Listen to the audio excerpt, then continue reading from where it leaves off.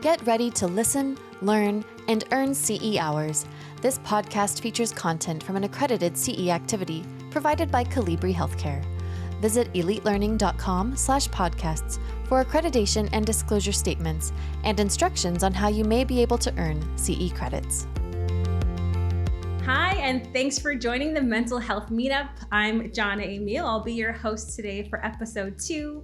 And joining me again is the great and amazing Dr. Sally Miller. So happy to have you again. And last time we spoke a little bit about things around anxiety and COVID and the pandemic and kind of what we're seeing. So we're going to continue that conversation some more today. But before I do that, Sally, do you want to introduce yourself to our audience? I will. Well, aside from being great and amazing, what else do you need to be? Which is tough to live up to, but I will do my best. So my name is Sally, and I am a psychiatric mental health nurse practitioner. I've been a nurse practitioner for almost 30 years, and for the first 25 of them worked in a variety of outpatient and inpatient settings from the more medical medicine, internal medicine perspective, I guess I could say. And then 5 years ago, focused in psychiatry. So that's where I've been for the last 5 years. I have been a speaker with Fitzgerald Health since 2001. So over 20 years with FHEA. I am a clinical professor at Drexel University in Philadelphia. And I am a fellow of the American Academy of Nurse Practitioners, but most importantly, a clinician and a teacher. Those are the things that I think are most important to me. Fantastic. Awesome. So last time that we spoke again about anxiety, right? We kind of set the stage for that. What is anxiety? What's going on? Why are we hearing about it so much and seeing about it so much? Not just in the healthcare worker arena, right? Like nurses, therapists in that way, but just the general public. So we talked a lot about that. And I want to transition us into maybe talking about how to manage that personally and even as a practitioner or a provider who's taking care of patients. And so one of the things that I wanted to ask and get your input on is if there's any type of best practice recommendations in the event that someone's having an acute episode. So I'll give you an example. If you were working with a colleague, right, a nurse or another practitioner who you recognized was absolutely experiencing some real anxiety, they're having the symptoms, they might be having an acute episode, or maybe just a buildup of it. Are there things that we can do in that moment to help not kind of go over the edge, so to speak? There are actually several best practices that are advocated and are really helpful. People just have to do them. On a side note, in this conversation, I do want to share with you that before going into mental health, like I said, I was internal medicine, very cut and dried. My world is columns and lines, and I really wasn't a real believer in therapy and non-pharmacologic interventions and deep breathing and all this. I mean, I'm not proud to say it now, but that just wasn't the way my brain worked, and I didn't know anything about it, and I didn't advocate for it. When I did my mental health postmasters, part of my clinical involved spending a certain number of hours with a therapist, not learning how to be a therapist, heaven help us, because I have no skills when it comes to being a therapist, but learning what types of therapy there are, what types are best matched to certain things, and so that I could refer patients appropriately. I was paired with an excellent therapist. It turned around my whole appreciation for that discipline. So when I suggest these things that I'm going to suggest, I'm sure that there are lots of nurses who are just like me thinking, yeah, okay, yeah, right. Number one, I can't do that and it's not going to help. Believe me, I mean, it really does. And you just have to try it. We live in a pill society and everyone seems to respond to a pill for everything. And listen, there are pills that are necessary for some things, but not necessarily, and not this. So to come back to your question, if somebody is at work or anywhere, if it's at the end of the day, they're at home, if you are having an acute anxiety episode or anxiety attack, what everyone will identify is the loss of control, the inability to focus. They try to, they go through a trajectory, they try to think about something else, they pick up some mindless thing or task or turn on the TV. They try to rein themselves in and they can. and it just escalates. So one of the really valuable best practices techniques that a good therapist will suggest is trying in a very simple, straightforward, one-track way to refocusing yourself. So even if you're at work and it just gets there and you just can't anymore, you just can't. You of course you make sure the patient's safe, right? If you're with a patient, you have to make sure they're safe. Grab another nurse. Everybody has at least one friend on a unit. We like to think anyway, right? First, patient is safe, and then you just go into the lounge, the bathroom, anywhere, and just find a very specific thing to focus on. One thing that many people don't realize is that you can use multiple senses for this. One thing that has been extremely valuable, and I get good feedback when I finally convince someone to try it, is writing it down. Journaling is the contemporary term. Just start writing. Write whatever is coming to mind, usually the thing that has you being anxious. Just write. It doesn't have to be pretty. It doesn't have to be for publication. No one else ever has to see it. It can go in the shredder when you feel better. But just channeling that nervous anxiety into a different modality for expression can be really helpful. Another thing to focus on is the sense of smell and the sense of touch. Some people find it really helpful to just get into that quiet, even if it's to get in your car, whatever, get into that alone space. And aromatherapy, again, there was a time when I would have thought, oh yeah, right. But really, like focusing your sense on a particular, a relaxing, calming, there are many excellent ones to choose from out there. And I think there's a whole business, but get a scent that is calming or calms you, and just focus on it for a little bit. Just close your eyes and focus on that scent. Another thing is sense of touch. If you are an animal person and it's possible, like it's at the end of the day, you're at home, just sit next to that animal, touch it, let it touch you, stroke. Just in some way, try to focus on a very particular outlet, capitalizing all the senses of your body. And that can get people, it's not a perfect cure, but get them past that moment. Through that time, they just regain. And if you can't do anything else, truly breathing, just good old fashioned deep breathing exercises, just focus on a breath, on a count, on some very specific thing to get you past that so that you can then finish your day, do what you have to do, and then go home and decide if this is a one-time thing or maybe I should talk to somebody, which means yes, you should. Right. As you said, if you're having that thought, then it's a yes. Absolutely. So that's really good advice. And I feel like easy things that we can accomplish in the moment if we're starting to have those feelings. Now, so you mentioned that you've used some of these with your patients, which is awesome. And in episode 1, we talked a lot about underlying causes and just even swimming upstream to make sure that you're addressing what the cause is of, the issue that someone's experiencing or the manifestations they're experiencing. I wonder if you can talk to us about the kind of arc of a patient or individual, right, who's experiencing anxiety or they're having these manifestations, and you start with these first kind of non-pharmacologic techniques to help, and they're helpful or maybe they're not. And then we transition to things like medications and things like that. What does that look like as far as taking care of a patient and deciding, now we have to get to the point that this is something you should be medicated for? So that's an excellent question, actually. And often the therapists call us the medicators. No. And they're the talkers. So we have this dynamic back and forth relationship. So one general principle is that if there is a clearly identifiable cause of anxiety, then the non-drug therapies should be first. Got it. Unless it is just such a profound manifestation that they can't even, go out the door or can't go to work. And then it's usually a combination of therapies. But we see this all the time. People going through a bad divorce, relationship is ending, a major financial upset. People, maybe sometimes adolescents have had to move and for them it's traumatic. Like if there is any identifiable thing, truly the best practice is to work with a therapist on how to manage that thing. And although medicators medicate, it's what we do, it's the discipline we know, and we just tend to do that. But one of the most important aspects of prescribing is to know when it's appropriate and when it's not.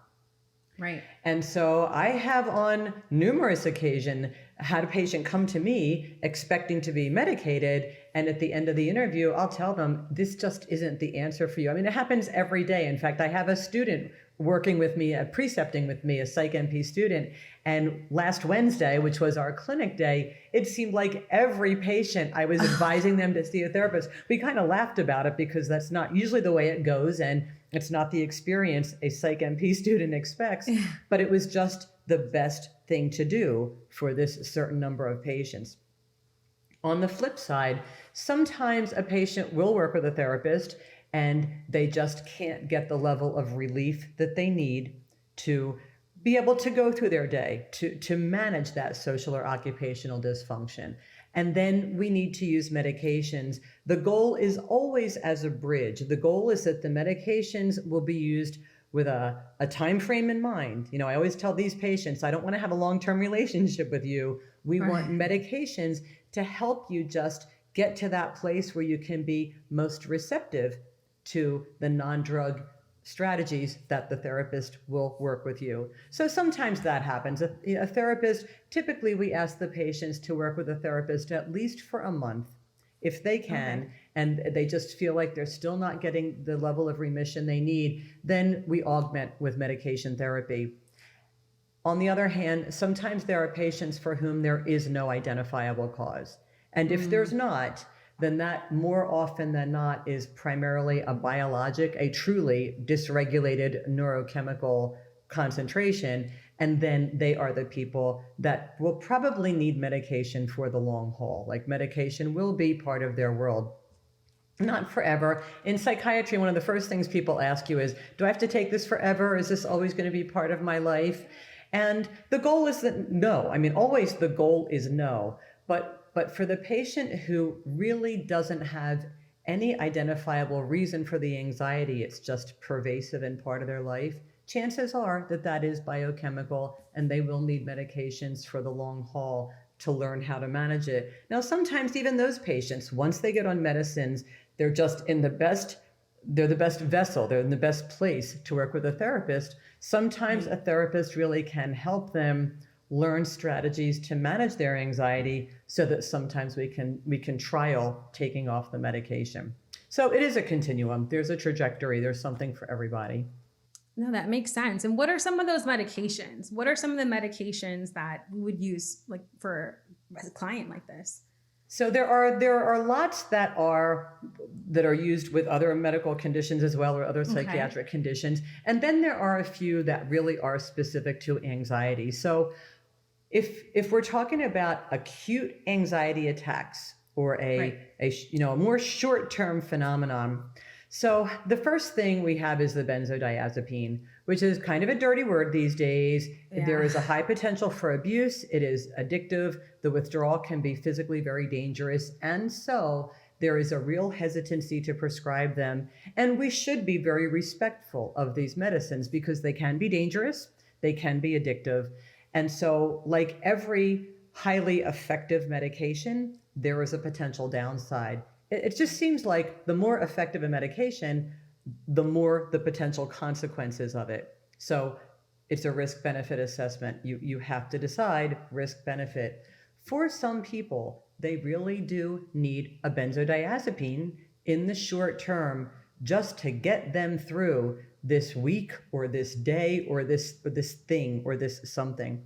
Some people, they tend to be nervous Nellies all life, but they're fine, but they are absolutely terrified of getting on a plane. Terrified. Have avoided it their whole life. But now maybe their son or daughter or somebody's getting married. They have to fly across the country. They have to get on the plane. Give them a benzodiazepine. I mean, that's what it's for. They're probably not going to become addicted if they take one on the flight there and one on the flight back. Benzodiazepines really are pill form alcohol. They directly suppress the sympathetic nervous system response. They suppress the racing heart, the impending, like I feel like I'm going to die, the shortness of breath, the tremulousness, they suppress it like no other medication. And so for someone suffering from panic attacks or very acute phenomenon, they really are the best option. They are not intended to be a long-term solution. Nobody ever intended for patients to take Xanax 4 times a day for the rest of their life. But for the short haul, it is helpful in the appropriately selected patient. If you have concerns about abuse or misuse, well then, yes, we can't use that. We do have other options for short-term anxiety. They're not as effective, so you have to set those expectations with your patient.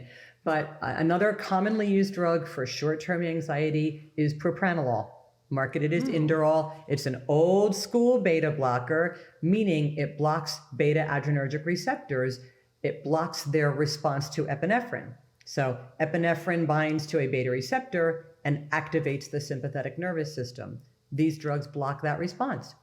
And so they can help people. Sometimes we have people who, they don't need to be medicated every day, but perhaps they just got a promotion, and part of that promotion is that they have to lead a team meeting, twice a month, and they are terrified. Public speaking, like they almost didn't take the promotion because of that.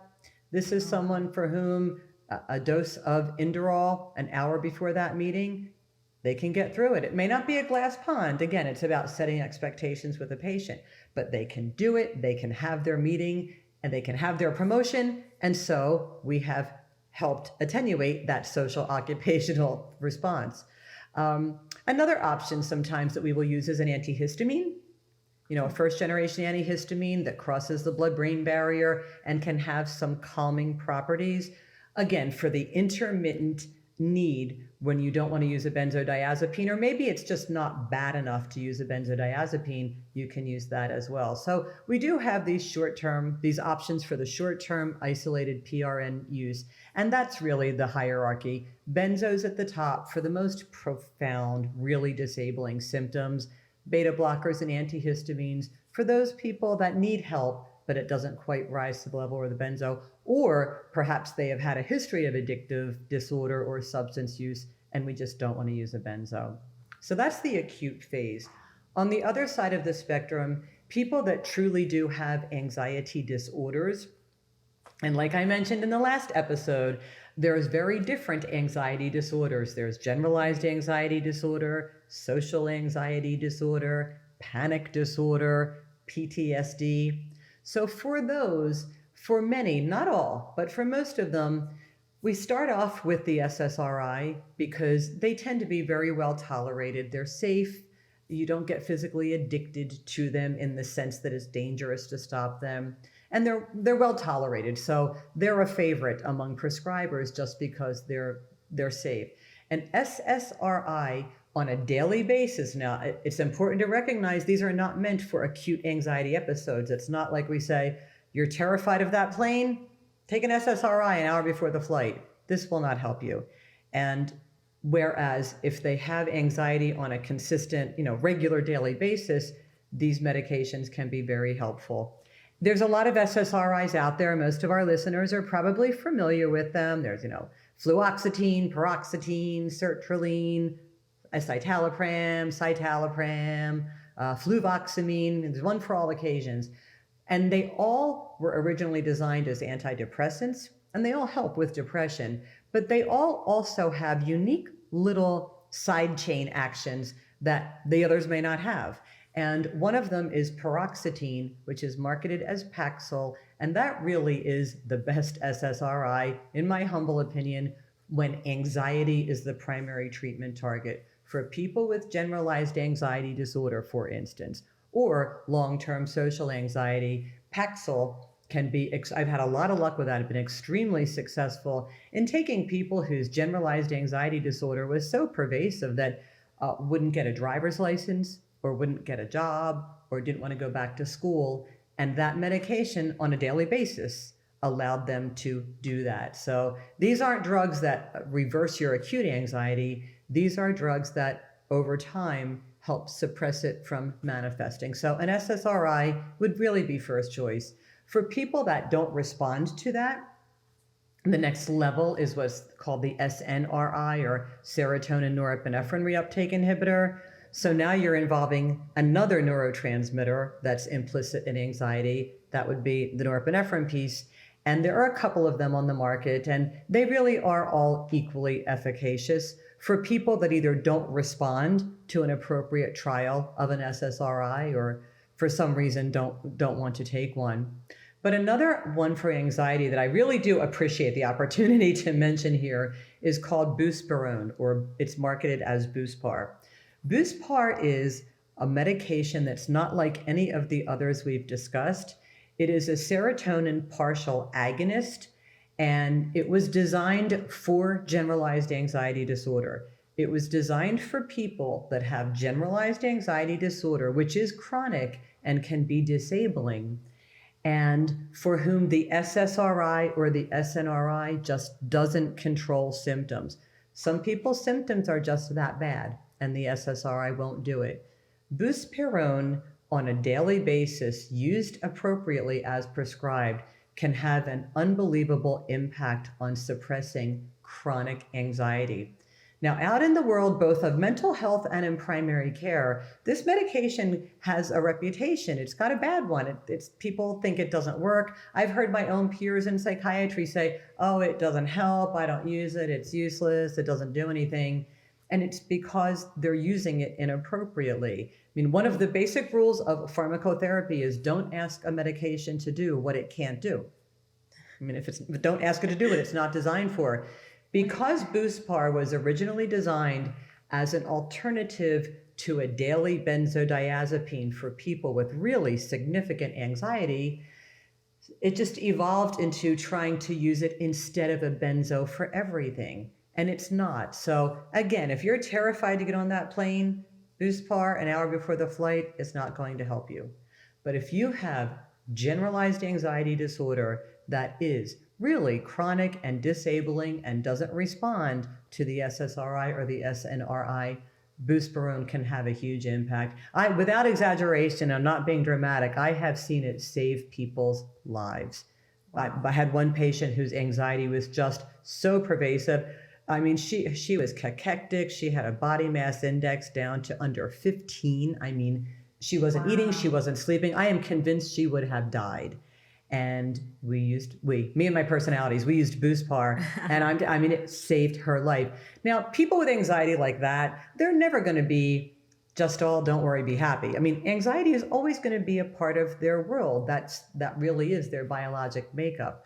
But we can markedly improve it and improve that experience of daily life they have. So those are the medications. I mean, and there are people, I feel compelled to say, few and far between, and we try everything else first. But there are those with panic disorder where their life is characterized by unanticipated and unprovoked panic attack and unexpected. They never know where. And sometimes people do need to be on a benzodiazepine chronically. But thankfully, it's a very small subset of the population. Yeah, that's excellent information. I learned a lot about those medications.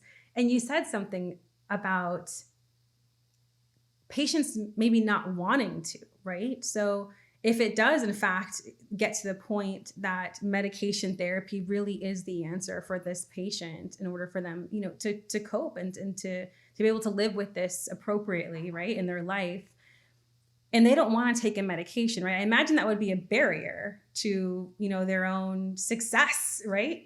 And what can NPs do, therapists? I mean, how do you help to break that down? It is a huge issue. People refer to them as crazy pills. I don't want to take crazy pills. I don't want to be on this stuff. People worry about it being on their record because there is such an articulation between, or I guess I should say, among the pharmacists, the pharmacies, the insurance companies, and the prescribers. There are these collective databases now where when I get a new patient, if it's a controlled substance especially, I have to query a database and I can see what else they're on. If I have a patient who transfers to me from another provider, or maybe they have an existing primary care provider, when I go into my prescribing software, I can see everything that they're on. So some people worry that others will have access to the fact that they're on a mental health medication, and they worry about how it could impact insurability, employability. They worry about driver's license. In some states where people want to have a concealed carry permit, they worry about the eligibility for that. And these, I understand these are not entirely unreasonable fears. I mean, the correct answer here is that there are privacy laws. I mean, we have HIPAA. This information should not be shared. But on a practical level, I do understand the concerns about it getting out. What I do tell, if that's the problem, I do tell people I have never, ever seen it happen where some unauthorized or some ancillary entity has access to their record and it inhibited in any way. So I understand the fear, but in 29 years of prescribing, I have never seen it come to pass. So I as best I can, I try to reassure them about that. The stigma about taking any crazy med or mental health medication, we all have different personalities and the way we approach patients. And I tend to be very down to earth and point out that, number one, they're in my office. There's a problem. I mean, obviously they have a real problem. They want help or they wouldn't be in my office in the first place, and that they can feel enormously better if they take these medications. I do reassure them that I don't prescribe indiscriminately, and I don't. And there are those that do. There are some mental health offices where that's what they do. They churn out the meds. In all fairness to them, that's what we know and that's what we're taught. So of course we think that is the answer. But I feel strongly that it isn't always. And so I really don't prescribe unless I think it's the thing to do. And I will tell people if I don't have anything to offer them. So I try to give them that assurance that I wouldn't suggest it if I didn't think it was really going to be helpful to them. And then finally, the last two things that sometimes really seem to help are that, number one, the plan isn't for the rest of your life. Yeah. The plan is to help you bridge through finding a better way to manage these things. And then, of course, the last example that sometimes will hit home is this. I mean, this is a biological phenomenon. You have hypertension and you take medicines to lower blood pressure. Do you think twice about that? If you have an overactive gut, you take medications to slow that down. If your heart is pumping too fast or beating too fast and you take medicines for that, do you see anything wrong with that? In this circumstance, you have an imbalance of chemicals that are making you feel this way, and we can normalize that. So I really don't see it as any different than treating any other biological anomaly that can decrease health. Such a good point, Sally. Thank you so much for that. Thank you for that. And again, I appreciate you joining me today for this amazing dialogue as we continue to talk about all things mental health, anxiety, and more. So thank you again, Sally, for joining me. My pleasure. And thank you everyone for tuning in. We hope you'll join us for another discussion and talk about how we can put this into our practice for ourselves and for our patients. I'm Jonna Emil. On behalf of myself and Dr. Sally Miller, thank you so much for joining us. Goodbye. This podcast featured content from an accredited CE activity provided by Calibri Healthcare. Visit elitelearning.com/podcasts for accreditation and disclosure statements and instructions on how you may be able to earn CE credits. Take your learning to the next level by subscribing to more podcasts on compelling healthcare topics.